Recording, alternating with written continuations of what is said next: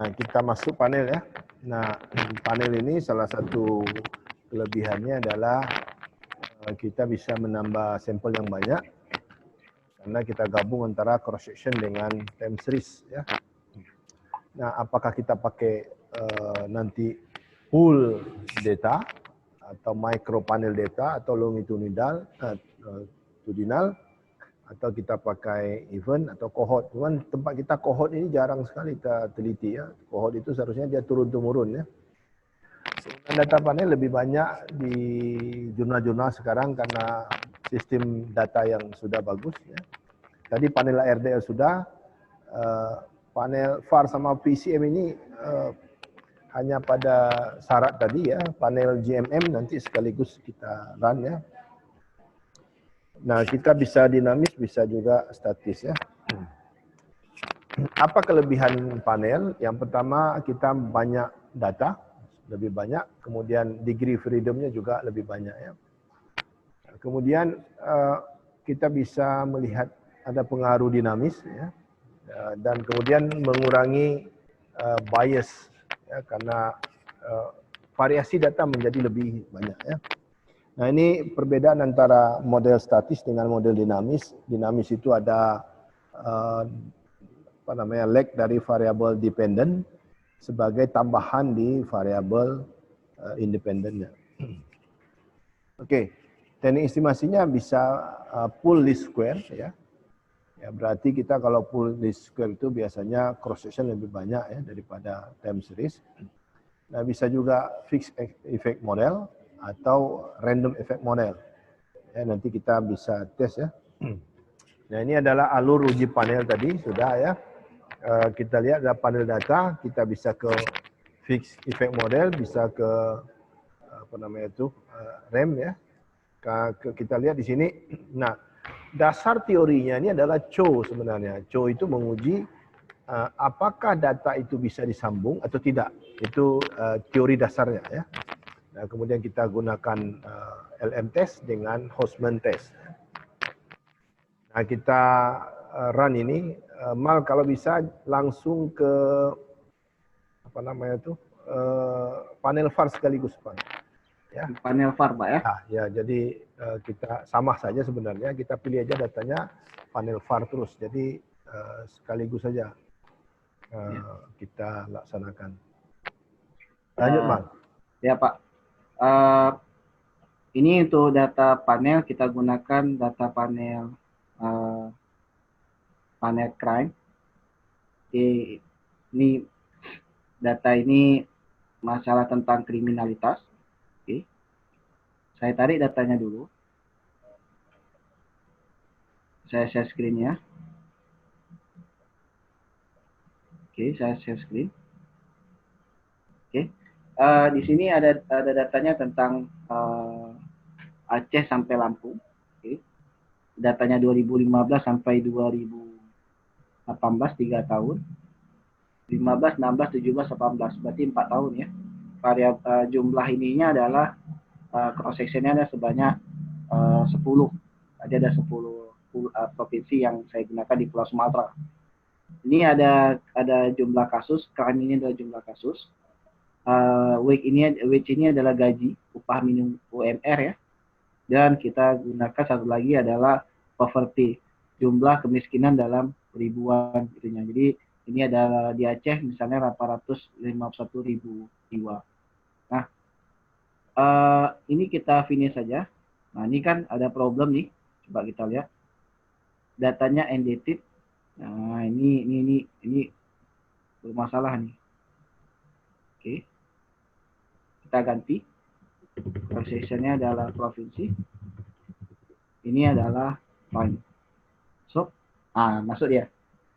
Nah, jadi kalau muncul seperti tadi, itu jangan panik. Kita gantikan data dia, undated panel ini berubah menjadi dated panel.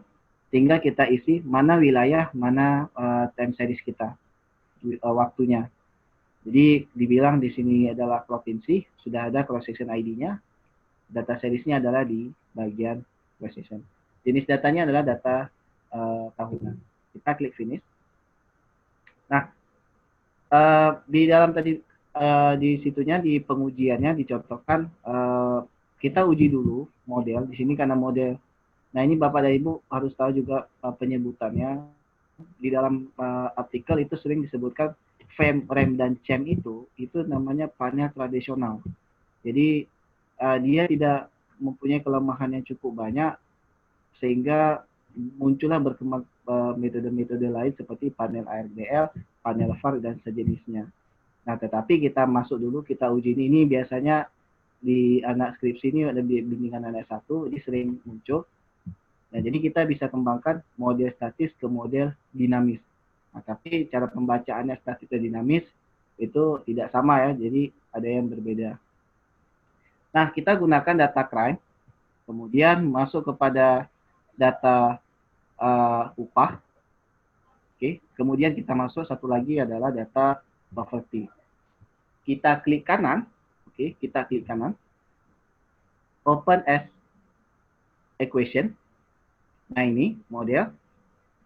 Cuman dalam perintahnya di dalam slide tadi, model dilakukan dalam bentuk log linear juga, transform dalam bentuk log.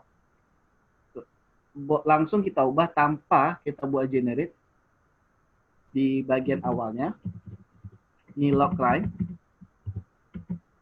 log wage, dan log poverty. Oke. Nah, jika kita kembali ke slide tadi sebelumnya, bahwa model ini adalah model statis. Oke, ini model statis.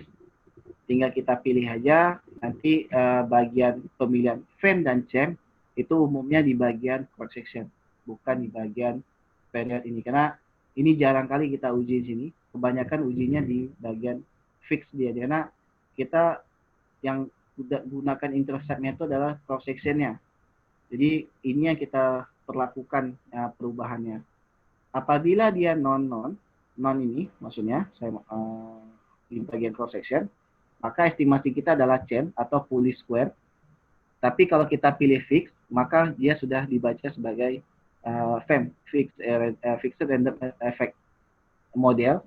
Kemudian satu lagi adalah random. Itu adalah yang disebutnya kita dengan random. Kalau kita klik ini, maka model kita adalah random effect model. Jadi base-nya adalah berdasarkan ini. Nah ini sederhana, tidak perlu uji stasioner ya. Tidak perlu ada yang lain-lain, karena data yang digunakan adalah data mentahan semua. Ini kita uji dulu spesifikasinya. Pertama dengan pendekatannya adalah cross sectionnya adalah non, berarti estimasi kita adalah estimasi common effect model. Log crime, log wage, dan log poverty. Ini berarti dalam bentuk log semua. Estimasinya kita tetap pilih dalam bentuk least square. Dari sampelnya 2015 sampai 2018. Oke, kita ini sudah ada tampilan seperti ini. Tinggal kita klik OK. Oke. Ini dapat ada satu jawaban bahwa katanya upah mempunyai nilai positif dan kemiskinan mempunyai pengaruh yang positif. Tetapi secara teori seharusnya apabila upah itu naik karena kejahatan itu karena muncul karena orang tidak mempunyai uang dan dalam kehidupannya, jadi upah itu kalau sudah ada peningkatan upah maka standar hidupnya itu kan akan memenuhi syarat. Jadi dia kebutuhan hidupnya itu terpenuhi selama sehari-hari. Jadi kalau upah naik, nah sini agak lain bahwa menunjukkan kalau upah naik di sini dapatnya adalah positif.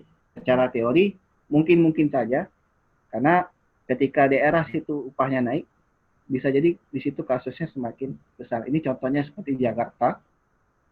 Di Jakarta upahnya besar, jadi kriminalnya juga sangat besar. Bisa jadi trigger untuk yang pemicunya adalah kriminal itu karena masalah upah. Jadi di upah di sana nilainya besar, gajinya di Jakarta atau ibu kota itu besar, itu hasilnya positif. Tapi secara teori apabila upah itu bertambah, kriminal itu akan menurun. Nah, itu secara teori. Nah, ini saya simpan dulu FEM. Hasilnya sebelah sini saya simpan. Kemudian saya uji sekali lagi. Masuk ke FEM. Nah, ini tinggal kita pilih, kembalikan dia ke estimasi. Kemudian tinggal dipilih cross section-nya. Ini kepada fixed, langsung berarti kita masuk ke model fixed effect model FEM. Berarti model sudah masuk ke model FEM di sini. Kita klik OK. Ada dua jawaban. Oke.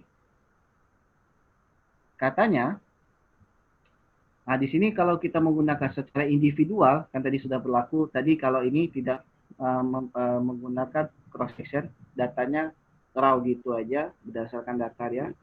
Tapi kalau di sini sudah menggunakan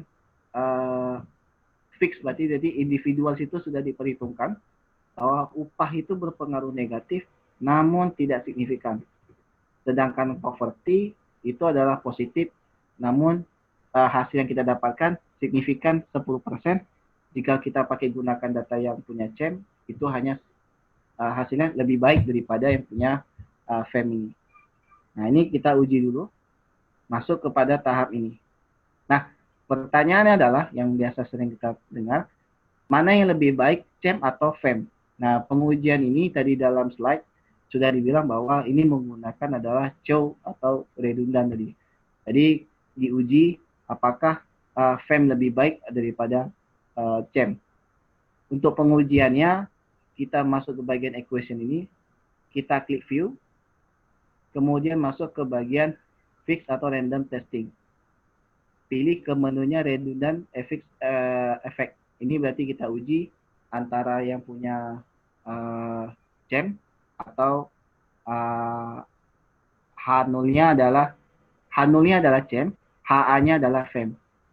Nah, kalau berdasarkan hasil, ini Bapak dan Ibu mungkin sering menjumpai bahwa hasil yang kita dapatkan itu adalah signifikan, maka model FEM lebih layak untuk kita pergunakan ke dalam untuk diinterpretasikan hasil penelitiannya dibandingkan dengan CEM. Namun itu belum selesai karena kita harus menguji satu lagi kepada model random effect. Kita uji dulu dia ke random effect. Ini dapat hasil bahwa upah berpengaruh negatif signifikan di 10%. Kemiskinan positif dan dia signifikan di tingkat 1%. Ini lebih baik daripada kita menggunakan modelnya yang namanya tadi adalah FEM. Kalau FEM tadi yang ininya signifikan di tingkat 10%, yang ini tidak signifikan sama sekali. Tapi secara teorinya dia sudah dapatkan positif negatif dan ini adalah positif. Pembacaannya tetap sama, tidak ada yang berbeda. Apabila terjadi kenaikan upah sebanyak 1%, maka kriminal akan turun atau akan menurunkan bisa juga sebesar 0,5%.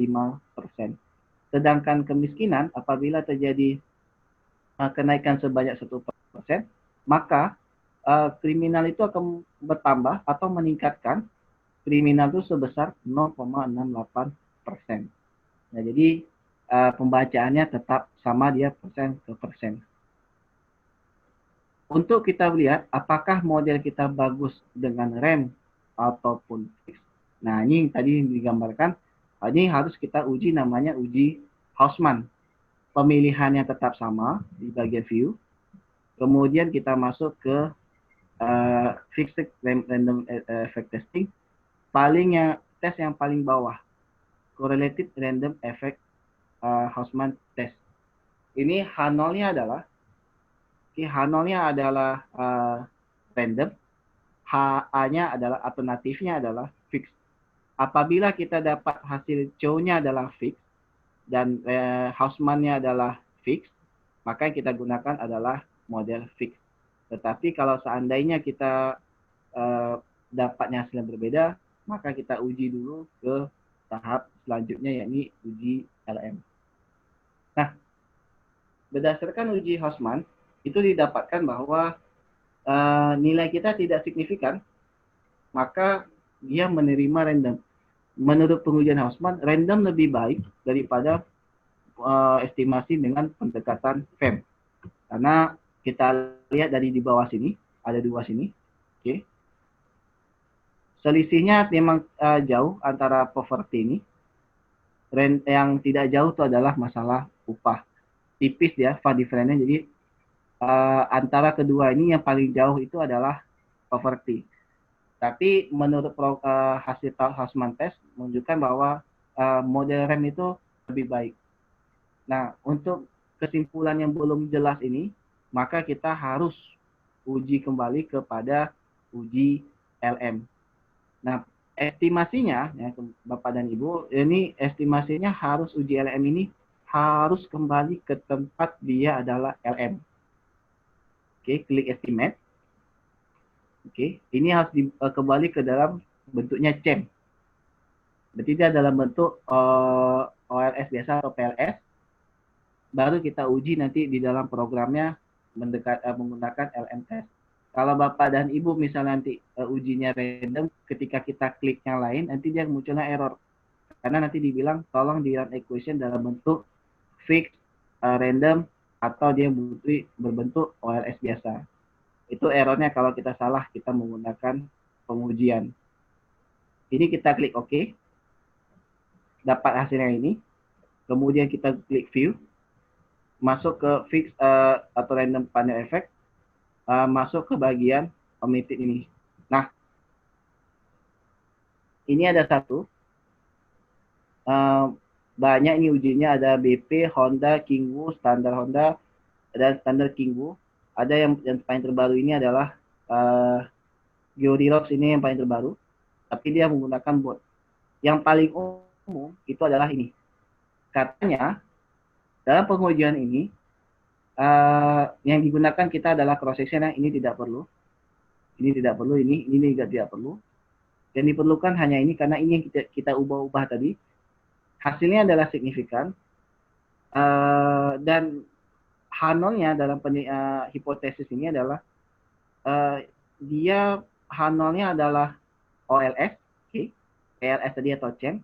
HA-nya itu adalah random. Karena hasil kita ini adalah signifikan, maka random lah yang kita interpretasikan.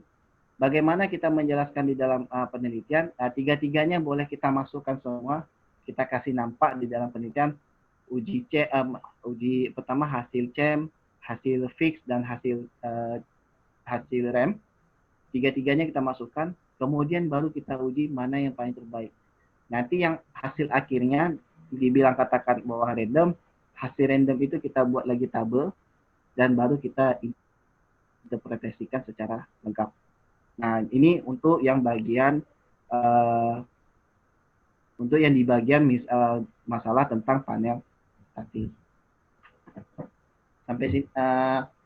Sampai sini saya rasa tidak ada masalah karena ini umum ya. Nah, tapi saya kembangkan penelitian ini ke bagian ke dynamic. Nah, ini jarang orang lihat penelitian ini, pada sederhana aja. Tinggal ditambahkan, oke. Tinggal ditambahkan log crime, oke, min 1. Nah, ini kalau kita sudah mau masukkan ini 1, berarti dependennya kita putar, kita tambahkan sebagai leg jadi independen, oke. Maka ini model sudah dikatakan menjadi panel dinamis. Nah, hasilnya bisa beragam, tidak bisa tidak mungkin sama ya, karena kalau sudah masuk dengan panel ini dia akan berbeda lagi. Oke, ini kita estimasi saja langsung. Least square pendekatannya ini tetap sama, non. Kita klik OK. Ini didapatkan bahwa kalau menggunakan CEM, CEM, ininya dapatnya hasilnya negatif, positif, dan positif. Ingat Bapak dan Ibu, kalau kita menggunakan autoregresif, itu kalau di dalam model linear, itu dia wajibnya itu harus di bawah 1. Kalau kita dapat di atas 1, itu model tidak bagus. Walaupun R-square yang bagus, ininya bagus, ininya di atas 1 itu nggak bagus ya, karena autoregresif itu dia di bawah 1 dia harusnya. Jadi sekitar 0,99 maksimalnya. kalau kita dapat 1,01, itu berarti salah model kita, salah spesifikasi. Nah, jadi di sini kita dapatkan adalah negatif, positif, dan positif. Secara statistik hanya punya pengaruh faktor lama, 1 tahun periode yang sebelumnya, bahwa yang mempengaruhi kriminal itu terhadap munculnya kriminal sekarang.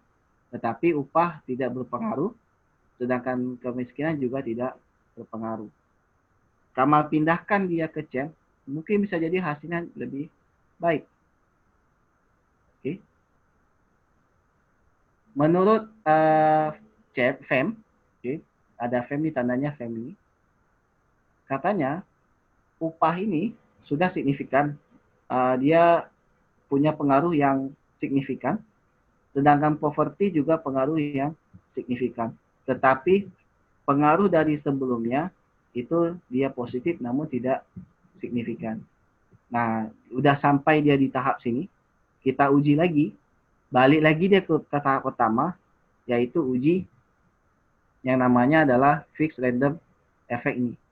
Kita kali aja, langsung kita tes aja di sini, bahwa menurut hasil estimasi, menurut di sini, pendekatan chi-square itu atau maupun F, kalau pakai F dia ada signifikan 10%, berarti FEM lebih baik daripada model PLS. Tapi kalau menggunakan chi-square memang sudah katakan bahwa fix lebih baik daripada model CHAM. Kemudian kita estimasi sekali lagi, kita pindahkan dia ke dalam random. Nah, ini menunjukkan hasil bahwa dia tidak jauh berbeda yang punya dengan FEM ya, dia punya dengan PLS, fully square. Hasilnya negatif namun tidak signifikan. Poverty juga positif dan tapi tidak signifikan, hanya periode sebelumnya yang mempunyai pengaruh yang signifikan. Diuji lagi ke bagian Hausmann test, katanya kita dapatkan hasil yang sama bahwa fix itu lebih baik kita untuk interpretasi.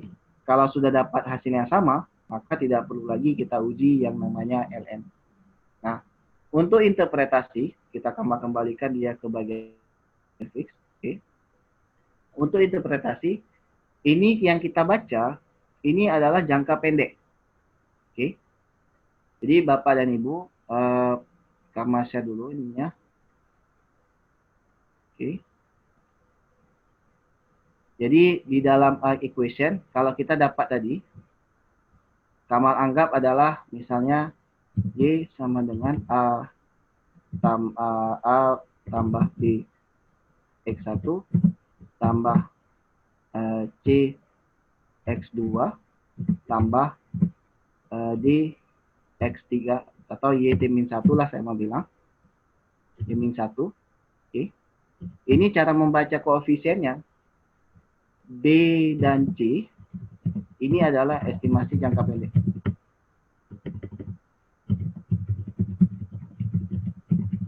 Oke.